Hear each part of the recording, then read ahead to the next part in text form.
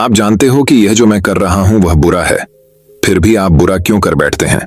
इसके पीछे की एक वजह है, जो वजह हम आपको आज के इस वीडियो में बताएंगे। और दिमाग को कौन सी आदतें कमजोर बनाती है, यह भी हम आज के इस वीडियो में कहानियों के माध्यम से आपको बताएंगे। तो बिना देर किए चलिए उन कहानियों की शुरुआत करते हैं। पहली कहानी, ये 10 आदतें दिमाग को कमजोर बनाती हैं। गांव में रहने वाला एक नौजवान लड़का अपने मन के अनियंत्रित विचारों से बहुत परेशान था। न चाहते हुए भी हर समय उसके मन में कोई न कोई विचार चलते ही रहते हैं। जब वो कोई काम करता तो उसके हाथ, पैर और शरीर दो उस काम को कर रहे होते, लेकिन उसका मन अतीत में घटी किसी घटना के ख्याल में खोया रहता।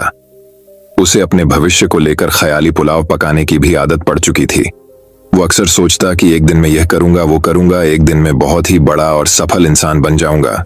वो अक्सर अपने भविष्य को लेकर बड़े बड़े सपने देखता हूं और उन सपनों में खुद को हमेशा दूसरों से आगे रखता और खुद को एक नायक के रूप में प्रस्तुत करता। वह जब भी किसी महान, बुद्धिमान, वीर और साहसी व्यक्ति की कहानी सुनता या पढ़ता तो उस कहानी के नायक की जगह खुद को रख लेता और अपने ख्यालों में ही वो सभी साहसिक और महान कार्य करने की कोशिश करता जो उस कहानी के नायक ने किए होते थे।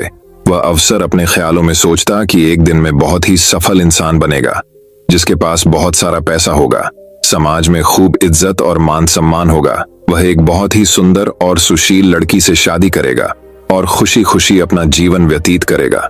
वह कई वर्षों से ऐसा ही सोचता जा रहा था। उसे लगता था कि उसका जीवन एकदम से बदल जाएगा, वो एकदम से सफल बन जाएगा, लेकिन उसके साथ आज तक ऐसा कुछ भी चमत्कार नहीं हुआ था, बल्कि समय बीतने के साथ उसकी हालत और भी खराब होती जा रही थी। और इसका सबसे बड़ा कारण था उसका एक्शन न लेना, यानी काम न करना। उसके सपने तो बड़े बड़े थे और वो अपने ख्यालों में भविष्य के लिए बड़ी बड़ी योजनाएं भी बना लेता था, लेकिन उसने आज तक उन सपनों को हकीकत में बदलने के लिए कभी कोई ठोस कदम नहीं उठाया था, कभी भी खुद को कड़ी मेहनत करने के लिए प्रेरित नहीं किया था, जिसका परिणाम यह हुआ कि अब वह 25 साल से भी ऊपर का हो चुका था, लेकिन आज तक अपने किसी भी सपने को हकीकत में बदलते हुए नहीं देखा था। इसीलिए अब उस व्यक्ति को भी यह बात समझ आने लगी थी कि वह अपने मन के बनाए हुए ख्यालों के जाल में फंस चुका है, जिससे वह केवल अपने ख्यालों में ही अपने सपनों की चीजों के बारे में सोचकर खुश होता रहता है और कभी भी वास्तविक दुनिया में उन सपनों को पूरा करने के लिए कोई प्रयास नहीं करता। उसे पता तो था कि उसका दिमाग फालतू के विचारों से भरा हुआ है और वो वास्तविकता में नहीं जी रहा है, लेकिन बहुत प्रयास करने के बाद भी वह अपनी इस आदत को छोड़ नहीं पा रहा था। उसे अपने ख्यालों की दुनिया में जीने में मजा भी आ रहा था, लेकिन जब वह अपने ख्यालों से बाहर आकर अपनी वास्तविक स्थिति को देखता और उसके बारे में सोचता तो वह बहुत दुखी हो जाता। अब धीरे धीरे उसकी यह आदत उसके तनाव और उदासी का कारण बन चुकी थी। अब वो अपने दोस्तों और घर वालों से ज्यादा बात भी नहीं करता था, दिन भर गुमसुम और उदास था, रहने लगा था। एक दिन ऐसे ही उदास मन के साथ वह एक पेड़ के नीचे बैठा हुआ था। तभी उसका एक मित्र उसके पास आता है और उससे कहता है, मित्र, हमारे गांव में एक बहुत ही प्रसिद्ध बौद्ध भिक्षु पधारे हुए हैं और मैंने सुना है कि वह मन और मन की शांति से जुड़ी हर एक समस्या का समाधान बहुत ही आसानी से कर देते हैं।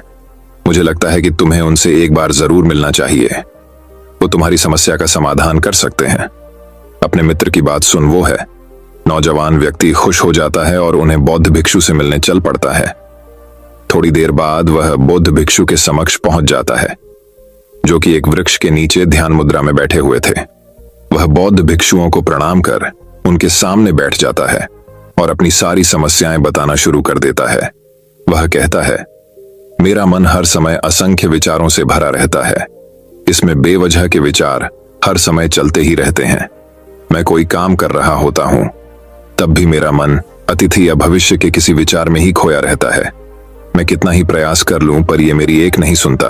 मैं अपने इस अशांत मन को शांत करना चाहता हूं, इसे खाली करना चाहता हूं, इसे एकाग्रचित करना चाहता हूं, जिसमें मैं अब तक का सफल रहा हूं।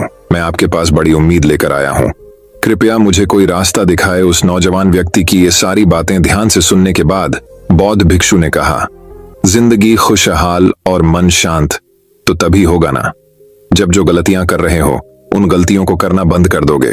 पहली गलती है पर्याप्त नींद ना लेना, पूरी नींद ना लेना। शरीर और मन को कई तरह से नुकसान पहुंचाता है। अगर पूरी नींद ना ली जाए तो याददाश्त का कमजोर होना, तनाव, चिड़चिड़ापन, हर समय थका हुआ महसूस करना और चेहरे की चमक खोने जैसी समस्याओं का सामना करना पड़ता है। इसके साथ ही कम सोने से समस्याओं का समाधान निकालने के दिमाग की क्षमता पर असर पड़ता है और दिमाग को तुलनात्मक अध्ययन करने में दिक्कत आती है। इसीलिए रोजाना कम से कम 5-6 घंटे की गहरी नींद लेना जरूरी है।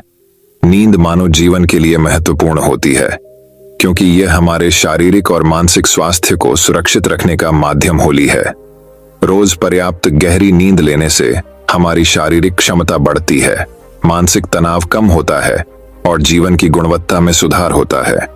हमारी दिनचर्या में नींद का बहुत ही महत्वपूर्ण स्थान है क्योंकि यह हमें दिन भर की थकान और तनाव से राहत दिलाती है। यदि किसी कारणवश तुम पूरी नींद नहीं ले रहे हो तो इससे तुम्हारे शारीरिक और मानसिक स्वास्थ्य पर बहुत बुरा असर पड़ रहा है। शारीरिक स्वास्थ्य के पहलू में नींद का अभाव तुम्हारी शारीरिक क्षमता को कम कर सकता है क्योंकि नींद के दौरान हमारे शरीर की मरम्मत, सफाई और इसके ऊर्जा स्तर में सुधार होता है। लगातार कम नींद लेने से जीवन की गुणवत्ता में गिरावट आने के साथ साथ हमारे शरीर की प्रतिरक्षा प्रणाली भी कमजोर पड़ने लगती है, जिससे बीमारियों का खतरा बढ़ जाता है। और मानसिक स्वास्थ्य के पहलू में पर्याप्त नींद ना लेने से मानसिक तनाव बढ़ सकता है और मानसिक स्वास्थ्य पर असर डाल सकता है। नींद के अभाव में मानसिक तनाव और चिंता की स्थिति में वृद्धि होती है, जिससे तुम्हारी दिनचर्या, निर्णय लेने की क्षमता और उत्साह पर असर पड़ता है। नींद के अभाव से बच्चों और युवाओं की शिक्षा कार्य पर भी असर पड़ सकता है। उनकी याददाश्त, समझ और नैतिकता पर असर पड़ सकता है, जिससे उनकी शिक्षा कार्य में प्रगति रुक सकती है। इसके साथ ही पूरी नींद ना लेना तुम्हारी व्यक्तिगत जीवन शैली पर भी असर डालता है। नींद की कमी से तुम्हारे ध्यान, समर्पण और रिश्तों में भी समस्याएं आ सकती हैं। संक्षेप में कहें तो हमारी शारीरिक और मानसिक स्वास्थ्य को बनाए रखने में नींद सबसे महत्वपूर्ण भूमिका निभाती है। अच्छी और गहरी नींद लेकर हम अपने जीवन की गुणवत्ता को सुधार सकते हैं और एक स्वस्थ व खुशहाल जीवन जी सकते हैं। दूसरी गलती, खाने की मात्रा और उसकी गुणवत्ता पर ध्यान न देना और कभी भी कुछ भी और कितना भी खा लेना। कुछ लोगों को ज्यादा मसालेदार, चटपटा और मीठा खाने की आदत होती है। उन्हें ज्यादा मैदे, चीनी और तेल से बने सामानों को खाने की आदत पड़ चुकी होती है। ऐसे लोगों को लगता है कि अगर जिंदगी में खाने को सीमित कर दिया तो फिर जीवन में बचा ही गया, जिंदगी के मजे ही क्या, जैसे कि इंसान सिर्फ खाने के लिए ही इस दुनिया में जन्म लेता है। कुछ लोगों को हर समय खाते रहने की आदत पड़ चुकी होती है। भूख नहीं होती तब भी खाए जा रहे होते हैं। जबरदस्ती कुछ भी उल्टा सीधा पेट में डालते रहते हैं, जैसे पेट नहीं कोई कूड़ादान हो। जरूरत से अधिक या कुछ भी खाते रहने से सिर्फ शरीर का वजन ही प्रभावित नहीं होता, बल्कि दिमाग की शक्ति पर भी इसका बुरा असर पड़ता है। मैदा, तेल, चीनी और ज्यादा नमक से बने पदार्थों का सेवन करने से शरीर का वजन बढ़ने के साथ साथ कई सारी बीमारियां जन्म लेने लगती हैं और जिसका नकारात्मक प्रभाव हमारी भावनाओं और विचारों पर भी पड़ता है, क्योंकि एक बीमार शरीर व्यक्ति के मन को भी बीमार बना देता है, जिससे व्यक्ति मानसिक रूप से भी बीमार पड़ने लगता है और तनाव व चिंता का शिकार हो जाता है। इसीलिए व्यक्ति को भोजन की उचित मात्रा और उसकी गुणवत्ता पर विशेष ध्यान देना चाहिए। तीसरी गलती, जरूरत से ज्यादा भाग दौड़ भरी जिंदगी और ये सोच के रुकना मना है। कुछ लोगों को लगता है कि जिंदगी सिर्फ ऐसे ही चलती है। गलत, भाग दौड़ भरी जिंदगी कितनी भी हो, लेकिन रुको, अगर भागते ही रहोगे तो ऐसे हाफ के गिरोगे कि उठने लायक ही नहीं रहोगे। तो जिंदगी की भाग दौड़ के बीच थोड़ा सा समय खुद के लिए भी निकालो। खुद को भी समय दो। ढूंढने का प्रयास करो कि कौन सी चीज तुम्हें खुशी देती है, कौन सा काम करने में तुम्हें आनंद आता है। खुद से सवाल करो और खुद को चांदनी का प्रयास करो और देखना, जब तुम अंदर से शांत और तरोताजा होकर किसी काम को करोगे तो बहुत ही कम समय में तुम्हें उसी काम में बहुत अच्छे परिणाम मिलने शुरू हो जाएंगे। लेकिन अगर हर समय भागते रहोगे, भागती रहोगी, थके मांद रहोगे, तो तुम देखोगे कि हर काम में बहुत ज्यादा समय लग रहा है, बहुत ज्यादा ऊर्जा लग रही है, लेकिन फिर भी अंदर से खुशी नहीं मिल रही। तो इतना भागना दौड़ना कोई जरूरी नहीं होता। ये तो बस इंसान के अंदर बचपन से ही एक प्रतियोगिता की भावना जगा दी जाती है, उसके आसपास के माहौल और उसके माता पिता के द्वारा। क्योंकि इतना भागना कोई जरूरी नहीं होता, शांति से भी जिंदगी को जिया जा सकता है और शांत हुआ, स्थिर रहते हुए आराम से प्रयास करके भी बड़ी बड़ी सफलताएं हासिल की जा सकती है। चौथी गलती, अपनी किसी एक ऐसी बुरी आदत को पहचानना हो और उसे अपनी जिंदगी से पूरी तरह से हटाना, जो तुम्हारी सफलता के रास्ते की सबसे बड़ी बाधा है। हर इंसान की कोई ना कोई एक ऐसी बुरी आदत होती ही है जो उसे सबसे ज्यादा नुकसान पहुंचाती है, उसे आगे नहीं बढ़ने देती या फिर उसे पीछे खींचती है। क्योंकि जब कोई इंसान आगे नहीं बढ़ रहा होता है तो समय के साथ साथ वो पीछे ही जा रहा होता है। अब ये आदत कुछ भी हो सकती है, जैसे काम को टालने की आदत, ज्यादा सोचने की आदत, चिंता करने या बहस करने की आदत। कोई भी एक ऐसी आदत जो तुम्हें लगता है कि तुम्हें सबसे ज्यादा नुकसान पहुंचा रही है, उसे पहचानो और आज से ही उसे किसी अच्छी आदत से बदलने का प्रयास शुरू कर दो। हालांकि आदतों को बदलना इतना आसान नहीं होता, लेकिन हर चीज को बदलना संभव है। अगर तुम्हारे अंदर वो मजबूत संकल्प और लचीलापन है और अगर तुम लगातार प्रयास करोगे तो तुम्हारी नई आदत बन जाएगी और पुरानी आदत अपने आप ही छोड़ जाएगी। पांचवीं गलती, जरूरत से ज्यादा बड़े बड़े वादे करना। वादा जरूर करना चाहिए और अपने वादे का पक्का भी होना चाहिए, और वादा करने के बाद जो लोग उसे पूरा करते हैं उनके समाज में एक अलग इज्जत होती है। लोग उन्हें ज्यादा पसंद करते हैं। लेकिन हमें कभी भी ऐसे वादे नहीं करना चाहिए जिससे हम पूरा ही ना कर सके या जिसे पूरा करने में हमें संदेह हो। साथ ही हमें ना कहना भी आना चाहिए। ये जरूरी नहीं कि हम दूसरों के हर काम को हाँ कहकर उनकी नजरों में हर समय अच्छा बनने का प्रयास करें। हमें मना करना भी आना चाहिए। जितना तुम कर सकते हो सिर्फ उतने का ही वादा करो, क्योंकि अगर तुम अपनी क्षमताओं से बाहर जाकर किसी को जबान दे दोगे तो फिर तुम खुद के ऊपर बहुत दबाव महसूस करोगे, तनाव से भर जाओगे और साथ ही सामने वाले की बेवजह की उम्मीदें भी तुमसे जुड़ जाएंगे। और जब तुमने पूरा नहीं कर पाओगे तो या तो तुम अपने आप पर बहुत ज्यादा दबाव डालोगे उन्हें पूरा करने का, या फिर दूसरों की नजरों में बुरा बन जाओगे, जो फिर बाद में तुम्हारे अंदर और भी तनाव पैदा करेगा। तो जितना कर सकते हो, जितना आसान है तुम्हारे लिए उतना करो, फिर देखो कितना सुकून आता है जिंदगी में। छठी गलती, अंदर ही अंदर खुद की बुराई करना और खुद को कमजोर व दूसरों से कम समझना। अगर तुम्हें खुद की बुराई करने की आदत है, हर समय अपने अंदर सिर्फ कमियां दिखती है, रोज अपने आप को कोसते हो, तो फिर तुम्हें बाहर के किसी दुश्मन की कोई जरूरत नहीं है, क्योंकि तुम अकेले ही अपने लिए काफी हो। अगर तुम्हें अपनी बुराई करने की आदत है तो इसे आज छोड़ दो, क्योंकि ऐसा करके तुमने अपनी जिंदगी को नर्क खुद ही बना रखा है। खुद को प्यार करो, दुलार करो, खुद को स्वीकार करो और खुद के बारे में सकारात्मक बोलो। अगर कुछ गलती भी हो गई है तो खुद से बोलो कि अच्छा हुआ मुझे इस गलती का एहसास अभी हो गया। मैं एक ऐसा इंसान हूं जो अपनी गलतियों से सीखता है और आगे बढ़ जाता है।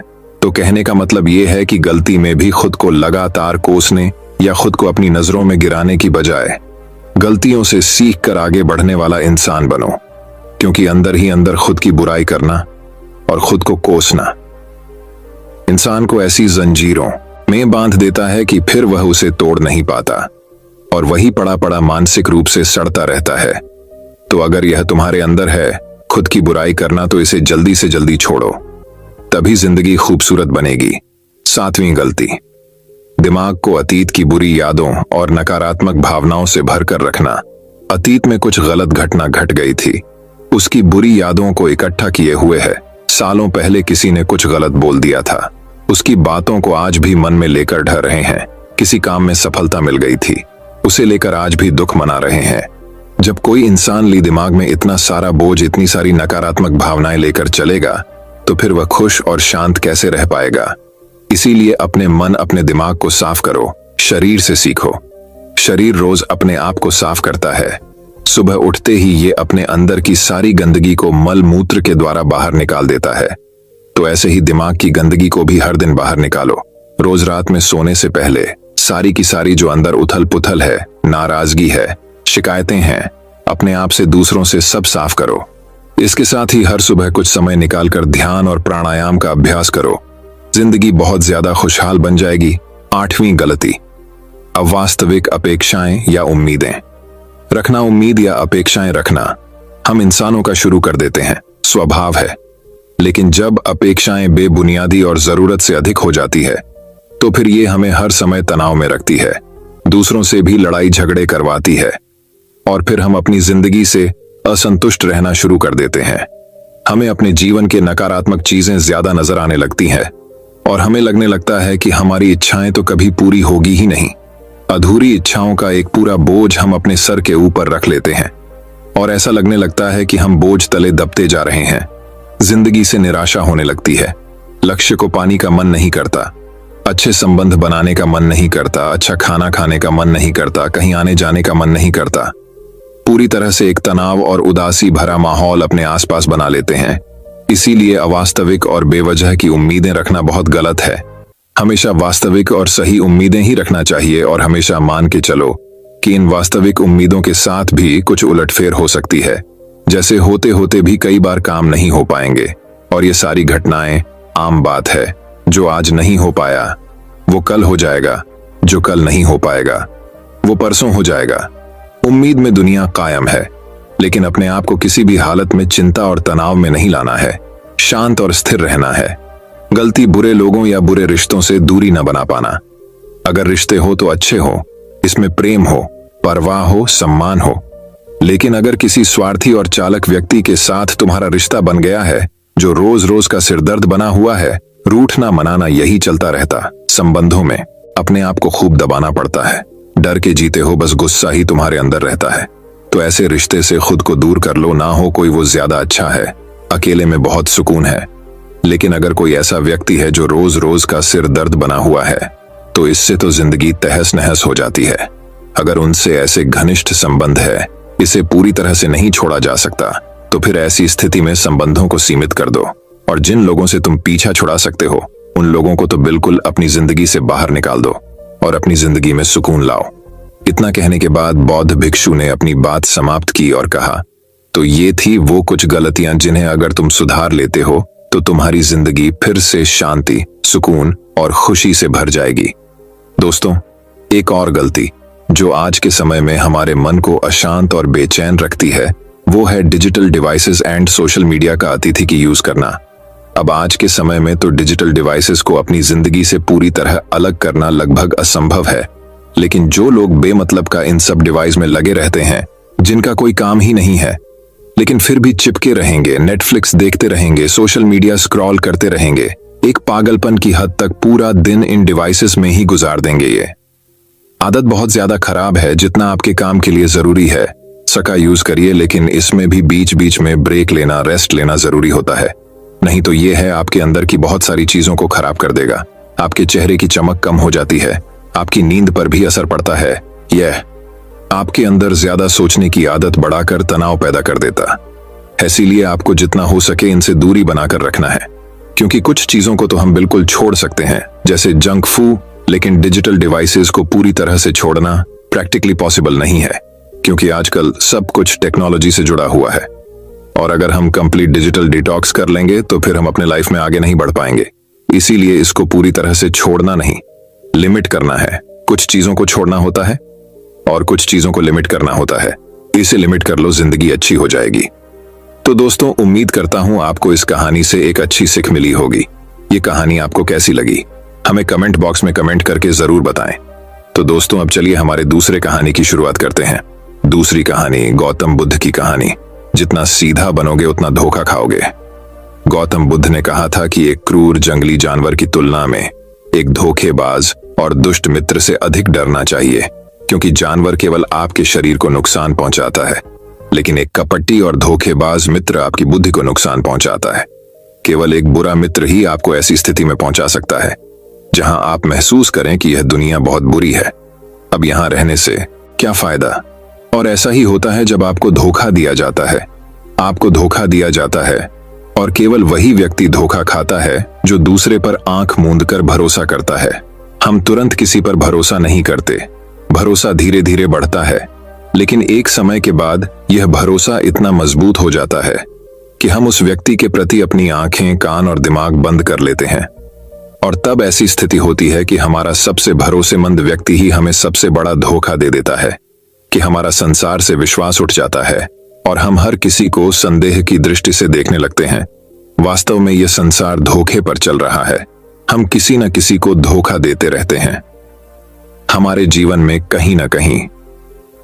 और लोग भी हमें धोखा दे रहे हैं। दूसरों द्वारा धोखा देना तो समझ में आता है, लेकिन हम खुद को वर्षों से धोखा दे रहे हैं। हम खुद को ऐसी चीजों के बारे में समझाते हैं ताकि हमें सच्चाई का सामना न करना पड़े और हम अपनी ही छोटी सी दुनिया में खोए रहे। धोखा या विश्वासघात दो धारी तलवार की तरह है। हमें लगता है कि हम दूसरे व्यक्ति को धोखा देकर उसे बेवकूफ बना रहे हैं, लेकिन यह धोखेबाज तलवार सामने वाले की भी उतनी ही गर्दन काटती है जितनी भविष्य में हमारी गर्दन काटती है। दोस्तों, आज की इस बौद्ध कहानी के माध्यम से जानेंगे कि हम धोखे और विश्वासघात से खुद को कैसे बचाएं, और वीडियो के अंत में हम 10 ऐसे संकेतों के बारे में जानेंगे जो एक धोखेबाज और झूठे व्यक्ति में पाए जाते हैं। एक युवक बहुत गुस्से में है, पहाड़ी से कूदकर आत्महत्या करने जा रहा था। जैसे ही वह पहाड़ी की चोटी पर पहुंचा तो चिल्लाया कि यह दुनिया इतनी बुरी क्यों है, यहाँ हर कोई इतना स्वार्थी क्यों है, अब मेरे जीने का कोई मतलब नहीं है। उसी पहाड़ी की चोटी पर एक बौद्ध भिक्षु अपने ध्यान में लीन था। उस युवक की तीव्र क्रोध भरी आवाज सुनकर वह व्यायाम से उठा। वह तुरंत समझ गया कि यह युवक यहाँ आत्महत्या करने आया है। वह आदमी पहाड़ी से कूदने ही वाला था कि बौद्ध भिक्षु ने उसका हाथ पकड़ लिया और उसे पीछे खींचते हुए कहा, क्या हुआ, क्या आगे का रास्ता खत्म हो गया? युवक ने कहा कि कौन सा रास्ता, यहाँ कोई रास्ता नहीं है, मैं यहाँ से कूदकर आत्महत्या करने जा रहा हूँ। बौद्ध भिक्षु ने कहा कि एक दिन सभी को मरना है, लेकिन तुम इतनी जल्दी में क्यों हो? युवक ने कहा, क्योंकि यह दुनिया रहने लायक नहीं है, यहाँ हर कोई स्वार्थी और धोखेबाज है। जिस पर मैंने भरोसा किया उसने मुझे धोखा दिया। मेरे अपने भाई ने मुझे धोखा दिया, मेरे दोस्तों ने मुझे धोखा दिया, लेकिन आज तो हद हो गई। मेरी पत्नी ने भी मुझे धोखा दिया, वह एक अमीर बिजनेसमैन के साथ भाग गई। इतना धोखा खाने के बाद अब मेरा इस दुनिया में रहने का कोई मतलब नहीं है। स्वार्थी दुनिया में किसी पर भी भरोसा नहीं किया जा सकता, इसलिए मैं आत्महत्या करने जा रहा हूं। बौद्ध भिक्षु, क्या तुम स्वार्थी नहीं हो? क्या आप पर भरोसा किया जा सकता है? उस व्यक्ति ने कहा, मैंने आज तक किसी को धोखा नहीं दिया, किसी को धोखा नहीं दिया। आप चाहे तो मेरे गांव जाकर पूछ सकते हैं। लोग अक्सर मेरा फायदा उठाते हैं, लेकिन मैंने आज तक किसी का बुरा नहीं किया। बौद्ध भिक्षु ने कहा, मैं तुम पर भरोसा नहीं कर सकता। तुम्हें मुझे यह साबित करना होगा कि तुम स्वार्थी व्यक्ति नहीं हो। व्यक्ति ने पूछा, मुझे यह साबित करने के लिए क्या करना होगा? तुम्हें साथ रहना होगा। मैं अगले 1 साल तक अपने आश्रम में रहूंगा, तभी मुझे पता चलेगा कि आप एक ईमानदार व्यक्ति हैं या आप भी दूसरों की तरह स्वार्थी और धोखेबाज हैं। आदमी ने कहा, ठीक है, मैं 1 साल तक आपके साथ आपके आश्रम में रहूंगा और खुद को साबित करूंगा। बौद्ध भिक्षु लाया। वह युवक उसके साथ उसके आश्रम में गया और उसे अपना शिष्य बना लिया। अगली सुबह बौद्ध भिक्षु ने नए शिष्य को अपने पास बुलाया। मुझे आप पर भरोसा नहीं है, लेकिन आप फिर भी जाकर भिक्षा मांगते हैं, तब तक मैं आपके अन्य गुरु भाइयों को शिक्षा देता हूं। वह युवा शिष्य गुरु को प्रणाम कर भिक्षा मांगने चला गया। आज से पहले उसने कभी भी भीख नहीं मांगी थी, इसलिए उसे भीख मांगने में बहुत परेशानी हो रही थी। उसके मुंह से भीख मांगने के लिए शब्द नहीं निकल रहे थे। उसका अहंकार उसे रोक रहा था, लेकिन उसके अंदर एक अहंकार जाग रहा था। मालिक को गलत साबित करने के लिए उसने भीख मांगी और वह भिक्षा लेकर वह स्वामी के पास लौट आया। उसके हाथ में भिक्षा देखकर गुरु ने कहा कि तुम कुछ तो भरोसेमंद हो। मैंने सोचा था कि तुम भीख नहीं मांग पाओगे, लेकिन तुमने मुझे गलत साबित कर दिया। मेरे साथ मेरी कुटिया में आओ, मैं तुम्हें वहां कुछ दिखाना चाहता हूं। गुरु शिष्य को अपने साथ अपनी झोपड़ी में ले गए। झोपड़ी के ऊपर एक बर्तन लटका हुआ था। गुरु ने झोपड़ी की ओर इशारा किया, बर्तन, और कहा, क्या तुम उस बर्तन को देख रहे हो? इसमें जहर होता है, और जहर भी ऐसा होता है कि अगर किसी व्यक्ति को दे दिया जाए तो व्यक्ति बहुत आसानी से मर सकता है और किसी को पता भी नहीं चलेगा कि उनकी मृत्यु कैसे हुई। युवा शिष्य ने कहा, लेकिन गुरु, आप मुझे ये सब क्यों बता रहे हैं? साधु ने कहा, मैं तुम्हें केवल चेतावनी दे रहा हूं कि गलती से भी इसे मत खाना। कुछ दिनों के बाद गुरु एक जंगल से गुजर रहे थे, उनके शिष्य। तभी कुछ जंगली लुटेरों ने अचानक उन पर हमला कर दिया। सभी शिष्य अपनी जान बचाने के लिए इधर उधर भागने लगे, लेकिन वृद्धावस्था के कारण मास्टर दौड़ने में सक्षम नहीं थे। यह उस युवा शिष्य को अनुभव हुआ और उसने वीरता का परिचय देते हुए अपने गुरु को डाकू से बचाया और आश्रम ले आया। आश्रम पहुंचकर गुरु ने सबके सामने शिष्य की बहुत प्रशंसा की और कहा कि मेरा नया शिष्य तुम सबसे बेहतर है, जिसने अपनी जान जोखिम में डालकर मेरी जान बचाई और मुझे यहाँ सुरक्षित पहुंचाया। आज तक मुझे उस पर विश्वास है। उस दिन के बाद से हर सुबह जब भी गुरु उस शिष्य से मिलते हैं तो उनसे एक बात कहना कि मुझे तुम पर पूरा विश्वास है। धीरे धीरे गुरु का उस पर विश्वास हो गया। शिष्य बढ़ता गया और बात इतनी बढ़ गई कि गुरु ने एक दिन शिष्य को अपने पास बुलाया और कहा कि मेरा कोई बेटा नहीं है, लेकिन तुम मेरे बेटे की तरह हो। मैं अब बूढ़ा हो गया हूं, इसलिए मैं चाहता हूं कि मेरी मृत्यु के बाद तुम इस आश्रम की बागडोर संभाली आपके हाथों में। शिष्य ने कहा कि गुरु, यदि आपकी यही इच्छा है तो आपकी खुशी की जिम्मेदारी मैं भी उठाऊंगा। इतना कहकर शिष्य चला गया। कुछ दिनों के बाद गुरु बीमार पड़ गए तो उन्होंने आश्रम के सभी शिष्यों को बुलाया और यह घोषणा कर दी कि मेरे बाद यह युवा शिष्य इस आश्रम को चलाएगा। धीरे धीरे दिन बीतते गए और उस युवा शिष्य के मन की बेचैनी बढ़ती गई। आश्रम पर जल्द से जल्द कब्जा करने की चाहत बढ़ने लगी। वह हर सुबह गुरु के पास दर्शन के लिए जाता था। यदि उसके स्वास्थ्य पर कोई प्रभाव पड़ता, लेकिन मास्टर जी का स्वास्थ्य दिन ब दिन बेहतर होता जा रहा था। अब उसके सब्र का बांध टूटने लगा। उसकी रातों की नींद हराम हो गई। वह हमेशा यही सोचता रहता था कि मालिक को रास्ते से कैसे हटाऊं, और किसी को पता भी नहीं चलता। कभी कभी वह सोचता है कि मालिक को नदी में धक्का दे हों, लेकिन अगले ही पल उसे एहसास होता है कि मालिक को रास्ते से कैसे हटाया जाए। एक अच्छा तैराक वह तैरकर बाहर निकल आएगा। कभी कभी वह सोचता है कि मैं टीचर का गला घोंटकर मार डालूंगा। सबको पता है कि मैं मास्टर का विश्वास पात्र हूं, इसलिए मुझ पर किसी को शक नहीं होता। लेकिन फिर वह सोचता है कि अगर थोड़ी सी भी गलती हुई तो बात बिगड़ सकती है। मुझे कोई ऐसा रास्ता खोजना होगा जिससे मालिक की भी मृत्यु हो जाए और सभी को लगे कि यह स्वाभाविक मृत्यु है और भगवान को यही मंजूर था। एक दिन वह युवा शिष्य गुरु के पास उनकी कुटिया में बैठा था। तभी उसकी नजर ऊपर लटके बर्तन पर पड़ी। उसे याद आया कि मालिक ने कहा था कि इसमें जहर है, और जहर भी ऐसा कि किसी को पता नहीं चलता। उसने सोचा यही सही रहेगा। मैं ये जहर गुरु को दे दूं और किसी को पता भी नहीं चलेगा कि उनकी मौत कैसे हुई, और फिर पूरे आश्रम पर मेरा कब्जा हो जाएगा। अगले दिन उसने चुपके से चोरी कर ली। मालिक की झोपड़ी से निकला जहर और उसे गुरु के भोजन में मिला दिया। गुरु ने रात्रि का भोजन किया और सोने चले गए। लेकिन जब सुबह हुई तो पूरा आश्रम जाग रहा था, लेकिन गुरु नहीं उठे। शिष्यों ने गुरु की कुटिया में जाकर देखा तो पता चला कि गुरु की मृत्यु हो गई है। जब उस युवा शिष्य को इस बात का पता चला तो वह अंदर ही अंदर बहुत खुश हुआ और आश्रम पर कब्जा करने का काम शुरू कर दिया। उसी आश्रम में गुरु का एक पुराना शिष्य भी था। वह पूरी घटना को चुपचाप देख रहा था। वह अपनी कुटिया में गया। वह वहां से एक दवा लाया और उस दवा को मास्टर को दिया। थोड़ी ही देर में मास्टर की चेतना लौट आई और वह बिल्कुल ठीक होकर बैठ गया।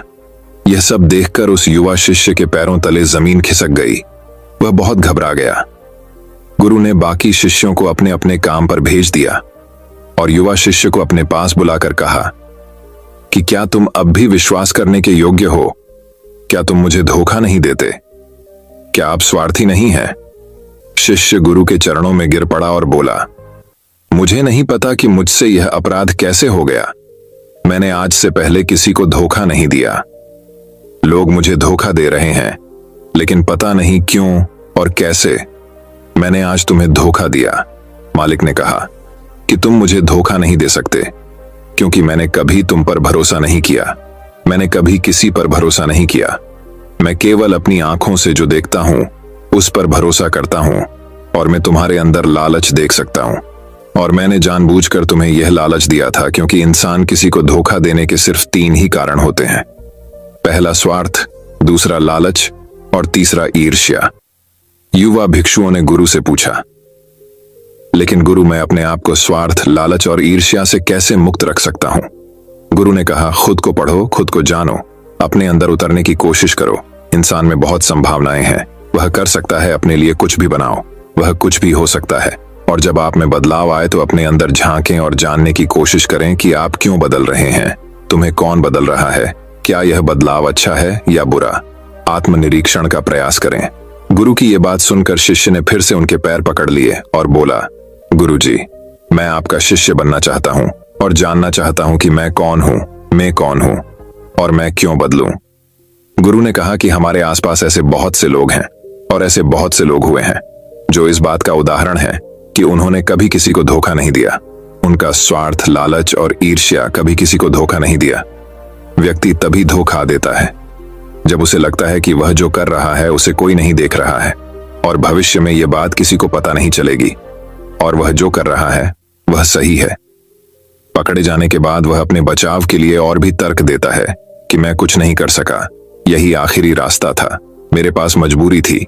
लेकिन हर धोखे के पीछे का सच यही है जो इंसान जानबूझकर अपने फायदे के लिए करता है। गुरु ने शिष्य की आंखों में देखते हुए कहा, याद रखना, जब हम किसी को धोखा देते हैं हमने उसकी आंतरिक चेतना को चोट पहुंचाई और वह इतनी बुरी तरह आहत हो जाता है कि वह किसी पर भी भरोसा नहीं कर पाता। वह अंदर ही अंदर बहुत उदास और अकेला महसूस करने लगता है। इसीलिए अगर आप चाहते हैं कि कोई आपको धोखा न दे, इसलिए अपनी आंखें, कान और दिमाग खुले रखें। लोगों पर भरोसा करें, लेकिन बहुत ज्यादा भरोसा न करें कि वे आपका फायदा उठाना शुरू कर दें। हमेशा अपने सबसे महत्वपूर्ण कार्यों पर नियंत्रण रखें और अपने जीवन की बागडोर कभी भी दूसरों के हाथों में न सौंपें और समय समय पर खुद को जांचते रहें। जिस धोखे से आप बचना चाहते हैं, क्या आप भी वैसा ही धोखा किसी और के साथ कर रहे हैं? और अगर फिर भी कोई आपको धोखा देता है तो निराश न हो, क्योंकि धोखा खाने के बाद हर धोखा इंसान को कुछ न कुछ सिखाता है। व्यक्ति पहले से अधिक सतर्क और सावधान हो जाता है। इसलिए केवल एक धोखे के कारण अपना जीवन बर्बाद न करें और इसे एक सबक के रूप में लें और आगे बढ़े। मास्टर ने कहा, ये एक धोखेबाज व्यक्ति के 10 लक्षण हैं, एक चालाक व्यक्ति के जो आपको धोखा दे सकते हैं और आपके मन की शांति छीन सकते हैं। निराशा के गहरे सागर में डूबकर वह आपकी जिंदगी खत्म कर सकता है। पहली निशानी, जो व्यक्ति झूठा होगा, धोखेबाज होगा, वह आपसे सब कुछ छिपाएगा। आप उसके बारे में दूसरे लोगों से जान लेंगे और जब आप पूछेंगे तो वह कहेगा, जिसे वह उनके साथ काफी समय बिताने के बाद भी बताना भूल गए। आप उसके बारे में ज्यादा नहीं जानते होंगे कि वह आपके बारे में क्या सोचता है, उसकी जिंदगी में क्या चल रहा है। आप इस बारे में हमेशा भ्रमित रहेंगे क्योंकि वह आपसे सब कुछ छिपाएगा, क्योंकि वह एक सच्चा आदमी नहीं है। एक सच्चे आदमी को अपने बारे में बताने में कोई समस्या नहीं होती है। वह आपसे लगभग हर चीज साझा करता है, लेकिन एक धोखेबाज बहुत सावधानी से चलता है। इसलिए हमें इन पर ध्यान देना चाहिए। वह व्यक्ति जिसके साथ हम रिश्ते में हैं, जिसे हम अपनी जिंदगी सौंपने जा रहे हैं, जिसके साथ हम प्यार और विश्वास का सौदा करने जा रहे हैं, क्या वह अपनी पूरी जिंदगी एक खुली किताब की तरह हमारे साथ साझा करता है या नहीं? या वह हमसे बातें छुपाता है या नहीं? अगर वह छुपाता है तो वह व्यक्ति बहुत बड़ा धोखेबाज है। दूसरी निशानी, जो व्यक्ति धोखेबाज है या जो हमसे सच्चा प्यार नहीं करता, वह कभी भी हमसे सच्चा प्यार नहीं करता। हमारी परवाह करता है, चाहे हम उसकी कितनी भी परवाह कर लें, उसके लिए कुछ भी कर लें, लेकिन उसे स्ती भर भी परवाह नहीं होगी। और ये एक बार नहीं, बार बार दिखेगा, लेकिन हम इसे नजरअंदाज कर देते हैं। ये हमारी गलती है। हमारे जादू के कारण हम देख नहीं पाते। सच्चाई हमारी आंखों के सामने भी है। अगर हम थोड़ा और सचेत होकर देखने की कोशिश करें तो यह हमारी गलती है। तब हमें पता चलेगा कि उसे हमारी कोई परवाह नहीं है। तीसरा संकेत, जो व्यक्ति धोखेबाज है वह बहुत बड़ा झूठा भी है। उसके अपने शब्द खुद से मेल नहीं खाते। उसकी जुबान बदलती रहती है, वह अपनी बात नहीं रखता, लेकिन हम उसके झूठ में फंस जाते हैं, इसलिए हम उसे नहीं पहचानते। चौथी निशानी, धोखेबाज व्यक्ति हमारे सामने तो हमारी चापलूसी करेगा और हमारी तारीफ करेगा, लेकिन पीठ पीछे वह कभी हमारी तारीफ नहीं करेगा और हमारा सम्मान नहीं करेगा। चाहे हम उसके लिए मर भी जाएं, लेकिन वह कभी हमारी तारीफ नहीं करेगा। हम और कभी भी हमें उतना महत्व नहीं देंगे जितना हम अपने जीवन में देते हैं, क्योंकि यह एक दिन हमें धोखा देगा। इसलिए बेहतर होगा कि हम बहुत अधिक धोखा खाने से पहले सावधान हो जाएं। पांचवां संकेत, वे जो कहते हैं उस पर ध्यान न दें, बल्कि इस पर ध्यान दें कि वे आपके साथ क्या करते हैं। बात करना बहुत आसान है, लेकिन करना बहुत मुश्किल है, और ज्यादातर लोग इन्हीं बातों पर अटक जाते हैं। इसलिए चाहे वह आपसे कितनी भी बात कर लें, उससे कई वादे किए जा सकते हैं, लेकिन जब तक वह पूरा करके न दिखा दे, छठे संकेत पर भरोसा न करें। प्रेम संबंधों में अक्सर यह देखने को मिलता है कि कैसे एक धोखेबाज व्यक्ति अपने प्यार करने वाले को इस तरह अपने जाल में फंसा लेता है कि सामने वाला उसके लिए हमेशा उपलब्ध रहता है। वह कहीं नहीं जा रहा है, यह उसके लिए यहीं रहेगा। वो न आदर करते हैं, न सम्मान करते हैं, और अगर सम्मान की भीख मांगी जाए तो अपमान ज्यादा करते हैं। अगर किसी रिश्ते में किसी से मिन्नत करनी पड़े, मुझे अपना समय देने के लिए मुझसे बात करो, तो इससे बुरा रिश्ता कोई नहीं हो सकता। जो आपसे सच्चा प्यार करेगा वह खुद चाहेगा कि वह अपना ज्यादातर समय आपके साथ बिताए। जिससे आप समय की भीख मांगते हैं, समझ लें कि उसमें आपके लिए कोई प्यार नहीं है। 7वीं निशानी, उसके पास हर चीज के लिए समय होगा, लेकिन आपके लिए उसके पास कभी समय नहीं होगा। वह अपने जीवन में आपके लिए कुछ भी नहीं छोड़ेगा, लेकिन आपको कभी भी छोड़ देगा। वह आपसे तभी बात करेगा जब वह चाहेगा, तब नहीं। जब आपको उनकी जरूरत हो, वे आपकी जगह किसी और को ले सकते हैं, लेकिन आपके लिए कुछ भी नहीं बदलेगा। न उनकी आदतें, न उनका स्वभाव, और न ही उनका आराम। 8वां संकेत, वे कभी भी आपके प्रति समर्पित और प्रतिबद्ध नहीं होंगे कि हम आपके साथ हैं। चाहे कुछ भी हो जाए, हम आपका समर्थन करेंगे, चाहे समय कोई भी हो। वे केवल अपनी शर्तों पर आपके साथ रहेंगे। जब भी वे सहज होंगे और अच्छा महसूस करेंगे, वे आपके साथ रहेंगे, और अगर इससे उन्हें थोड़ा सा भी दुख होगा तो वे चले जाएंगे, क्योंकि वे कभी भी अपनी शर्तों से बाहर नहीं आएंगे।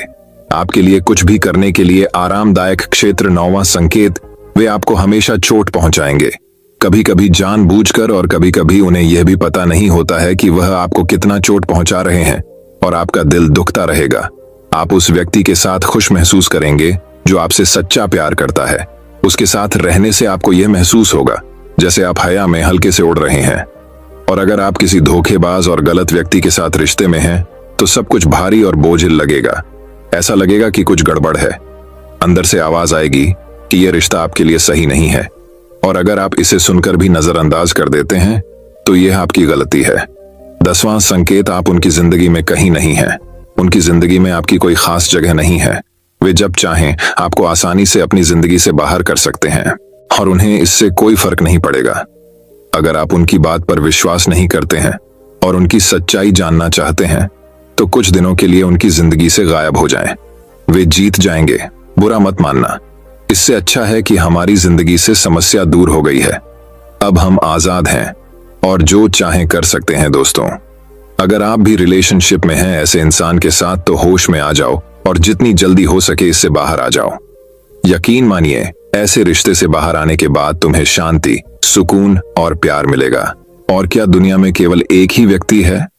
यदि आप एक बुरे व्यक्ति को छोड़ देंगे, तो आपके जीवन में 10 अच्छे लोग आ जाएंगे जो आपको सम्मान और प्यार देंगे। और जब तक आप इस तरह के झूठे व्यक्ति के साथ हैं, तो आपको कोई अन्य अच्छाई दिखाई नहीं देगी लोग।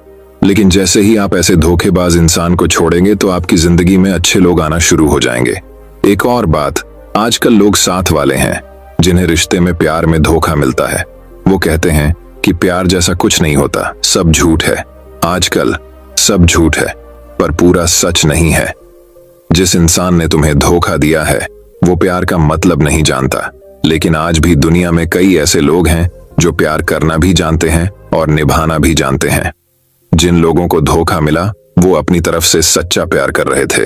प्यार ईश्वर का दिया हुआ उपहार है, और यह दुनिया प्यार पर ही टिकी है। अगर कोई गलत इंसान आपके प्यार को नहीं समझ पाया, तो इसका मतलब ये नहीं है कि इस दुनिया में प्यार नहीं है। ये दुनिया प्यार से चलती है। ये सेलिब्रिटी डांसिंग की दुनिया उन्हीं की वजह से है जो प्यार करते हैं। और अंत में एक और बात दोस्तों, अगर आपको अपने परिवार के सदस्यों से धोखा मिलता है या आपको गलत समझा जाता है, तो एक दूसरे की बातों को समझने की कोशिश करें, एक दूसरे को बताएं और एक दूसरे को माफ कर दें। क्योंकि दोस्तों, आपको लोग बहुत मिलेंगे, लेकिन आपको नहीं मिलेंगे लोग आपके परिवार को पसंद करते हैं, पूरी दुनिया में कहीं भी। और हाँ, उनकी बात अलग है जो लोग झाप के परिवार से थोड़ा बाहर हैं, जैसे आपका दोस्त, दूर का रिश्तेदार या पड़ोसी। लेकिन परिवार के सदस्यों को माफ कर देना ही समझदारी है दोस्तों। मैं उम्मीद करता हूं कि यह कहानी सुनने से आपके जीवन में अच्छे बदलाव आए होंगे। आपको इस वीडियो से क्या सीखने मिला, ये कमेंट करके जरूर बताइए। और अपने परिवार, दोस्तों या आपके करीबी इंसान के साथ ये कहानी शेयर करके उन्हें भी इस ज्ञान से परिचित करवाए। बाकी अगर आपको ये वीडियो दिल से अच्छी लगी हो, तभी इस वीडियो को लाइक कर देना। और आपने अब तक इस चैनल को सब्सक्राइब न किया हो, तो चैनल को सब्सक्राइब भी जरूर कर देना। आपका हर दिन शुभ हो और खुशियों से आपका जीवन भरा रहे। धन्यवाद। नमो बुद्धाय।